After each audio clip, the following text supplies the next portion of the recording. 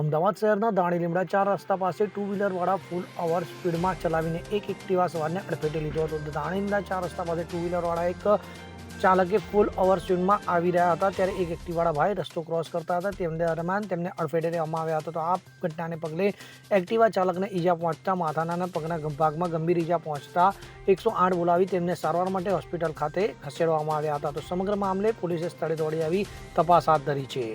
રુસ્તમ શેખ સાથે CN24 news Ahmedabad.